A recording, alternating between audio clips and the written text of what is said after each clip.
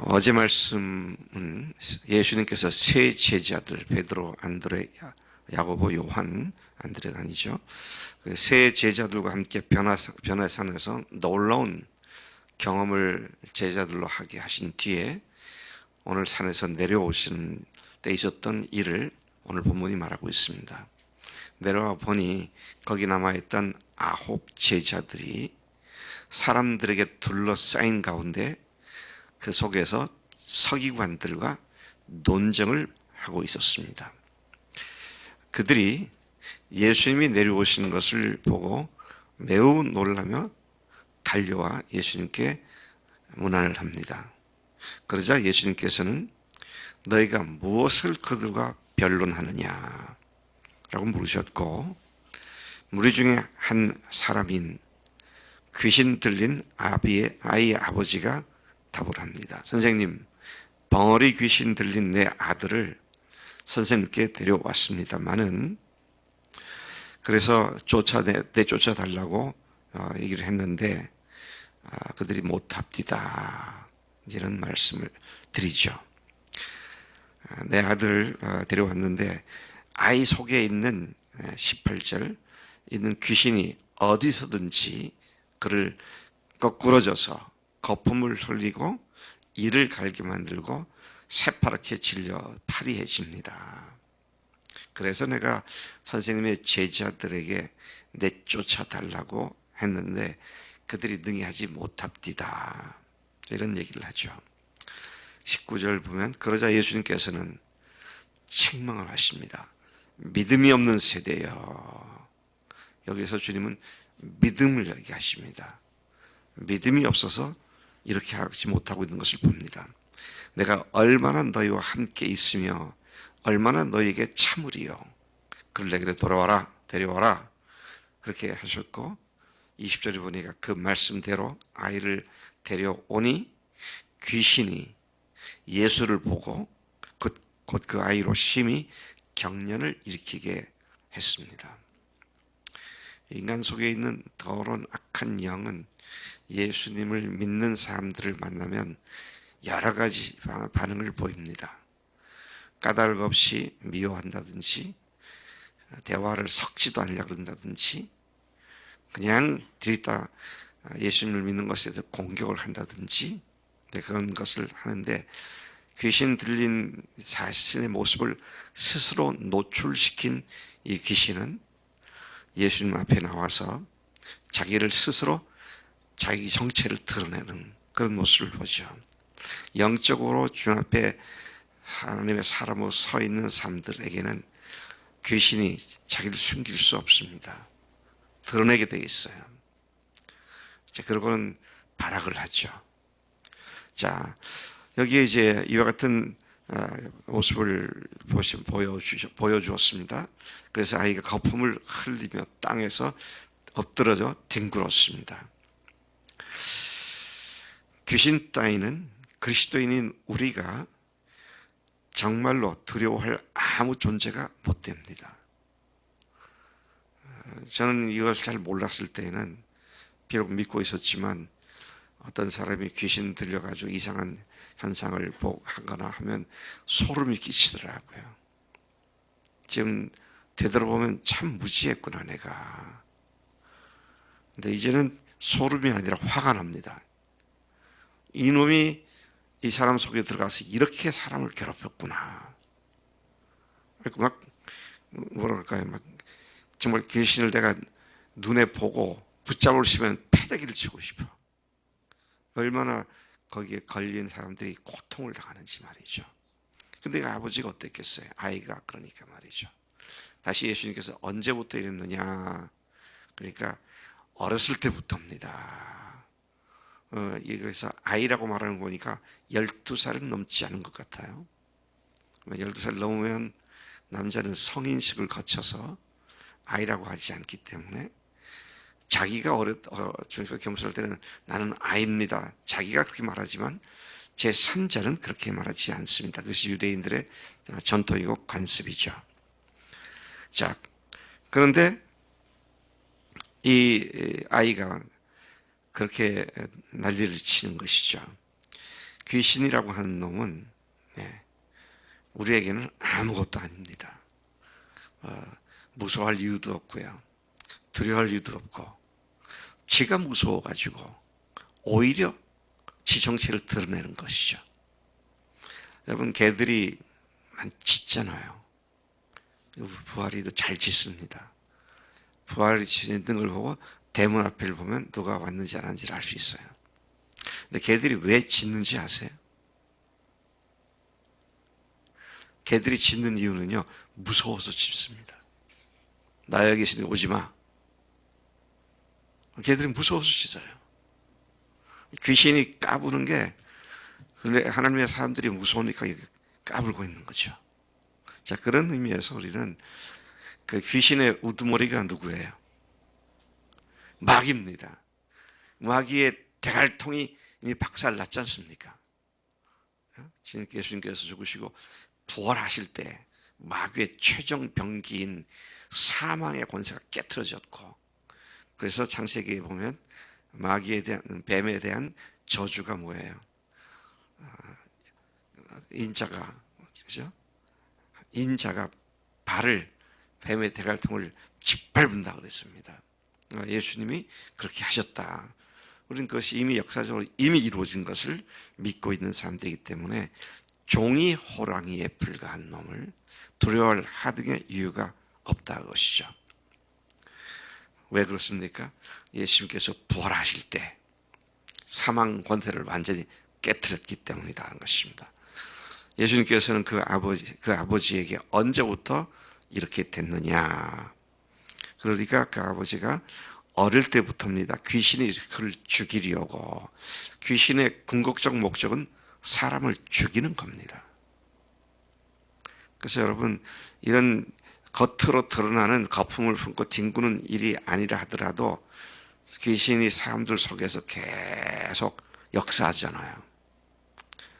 그래서 결국은 어디까지 갑니까? 귀신이 역사한 결과 자살로 갑니다. 죽음으로 가요. 자, 그래서 이것을 우리가 잘 알기 때문에 더러운 영에게 마음을 뺏기거나 해서는 안 되고 주님께로만 항상 집중하는 것이 필요하다는 것이죠. 귀신이 그를 죽이려고 불과 물에 자주 던졌습니다.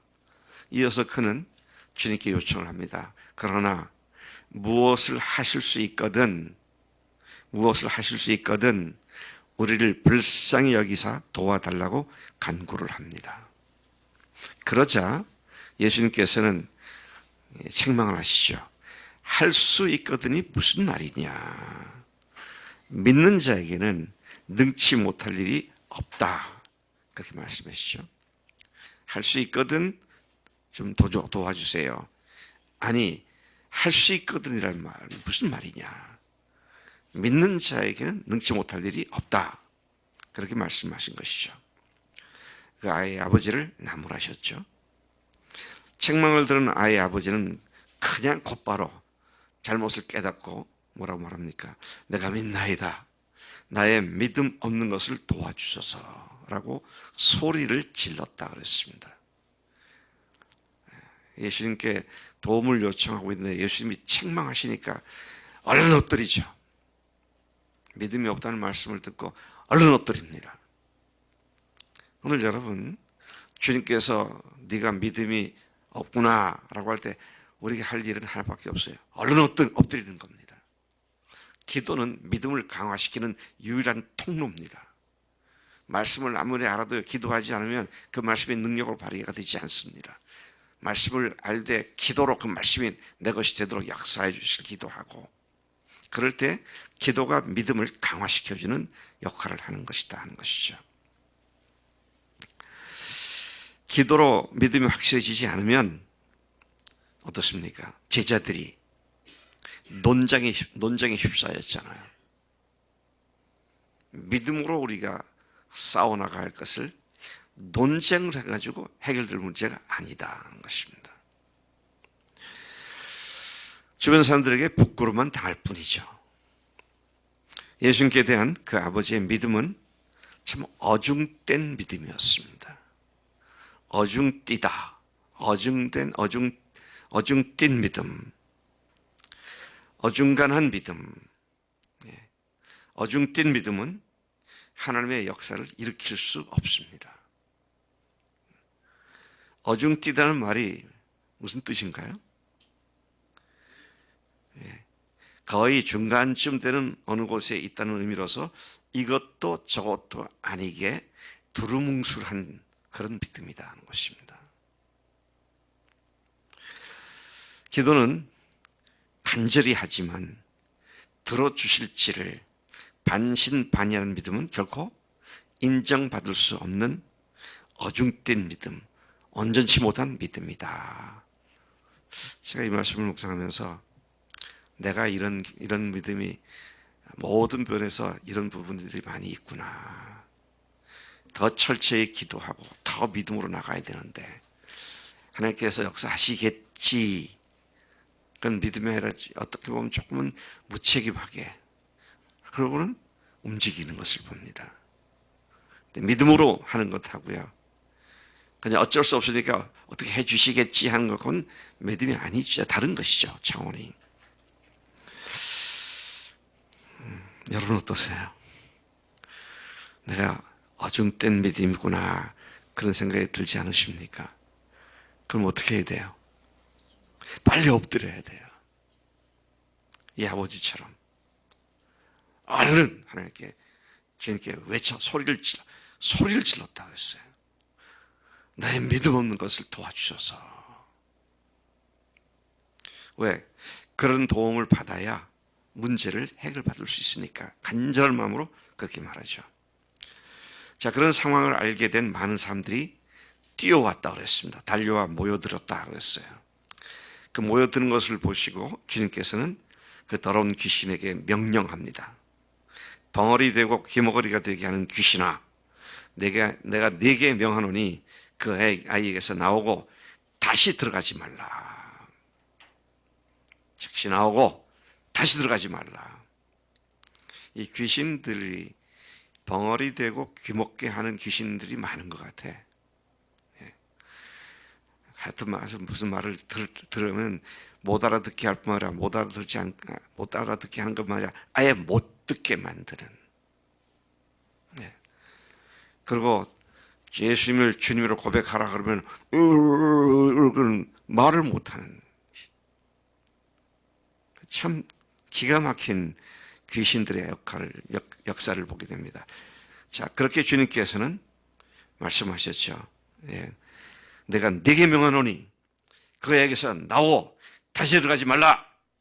그러자 귀신이 소리를 지르며 아이로 심한 경련을 일으키게 하고 나갔습니다. 자, 그래서 아이가 벌떡 일어났습니까? 아니에요. 그 아이가 죽은 것 같이 되었다 그랬습니다. 여러분, 사실은 귀신 들렸던 사람이 아까 쫓겨나는 것은 굉장한 영적 혈투입니다. 그래서 그런 일을 한번 하고 나면 그 귀신 들렸던 사람이 귀신이 나갔음에도 불구하고 완전히 녹초가 되어버려요. 그렇게 옆에서 돕는 사람들도 녹초가 되고요. 이거 대단한 싸움입니다. 대단한 싸움이에요. 여러분은 나타나는 현상으로서가 아니라 속에 있는 더러운 생각들이나 이것들을 자극하는 귀신들과 치열한 싸움을 싸우십니까? 그냥 다 인간은 그렇지 뭐 하고 지나가십니까? 우리가 정말 싸워야 할 일은 싸워야 합니다. 우리가 싸울 것은 혈과 육이 아니고 악한 영들에 대한 싸움이기 때문에 이 싸움에 우리가 분명히 주목을 해야 한다는 것이죠. 사람들이 아이가 죽었다고 말할 만큼 이 아이가 완전히 넉다운 되었죠. 그러나 예수께서는 그 손을 잡아 일으키셨고 아이가 벌떡 일어나게 되었다. 예수님의 이름으로 명하는 말씀에 귀신들은 굴복하고 떠나가는 줄로 믿습니다. 근데 어떻게 해야 된다고요? 그 뒤에 보니까 28절에 보니까 집에 들어가시게 되자 제자들이 질문을 주 앞에 드립니다. 참 부끄러운 질문을 드려요. 우리는 어찌하여 능히 그 귀신을 쫓아내지 못하였는지 조용히 여쭈었습니다. 예수께서는 기도 외에 다른 것으로는 이런 종류가 나갈 수 없다 그러셨어요. 저는 오랫동안 신학교 교수생활을 했기 때문에 신학적인 생각들을 항상 하게 됩니다.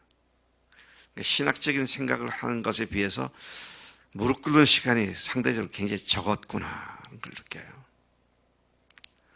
여러분, 이건 누구나 마찬가지예요. 머리로 성경 알고 다 좋은데요.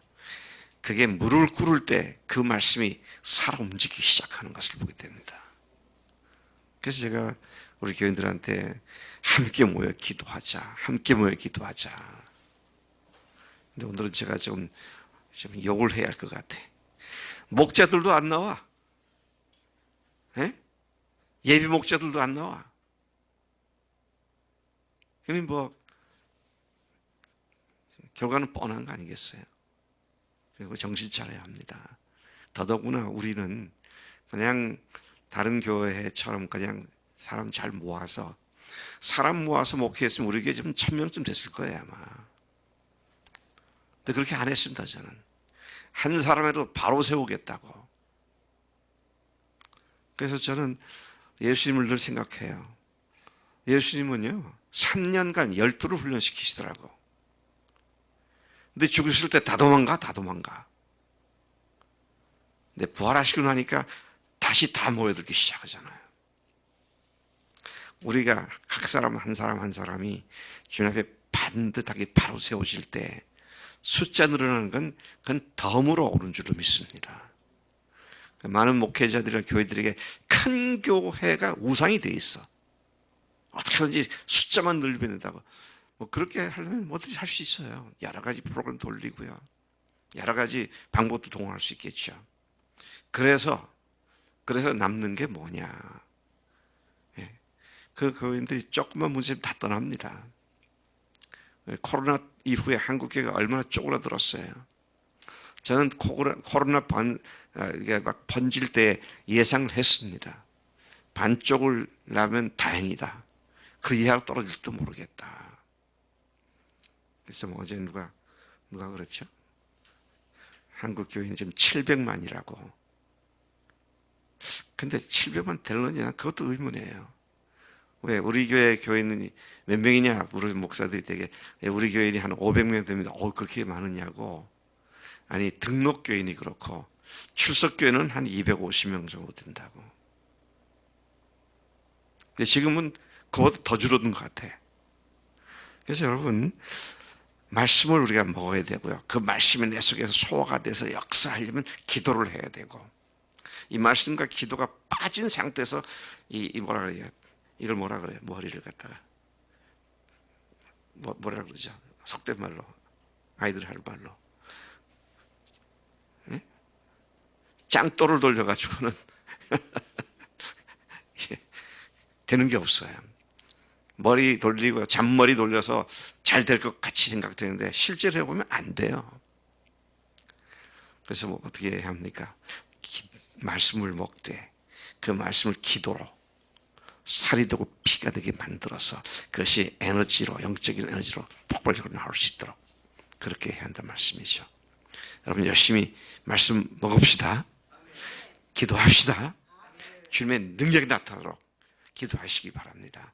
하나님 아버지 감사합니다. 오늘도 변화산에서 내려오신 주님께서 산 밑에서 있었던 제자들이 망신을 당하고 또 그 아이의 아버지가 비록 소망을 갖고 갔지만 어중뛴 믿음을 갖고 있었던 모습을 봅니다. 하나님 저희들이 주님께서 인정하시는 믿음을 갖게 하시고 참으로 저희들이 주님의 능력을 역사를 일으키는 능력의 종들이 다 되도록 복 주시옵소서. 의지합니다. 감사합니다. 예수님의 이름으로 기도를 삼나이다. 아멘. 아멘.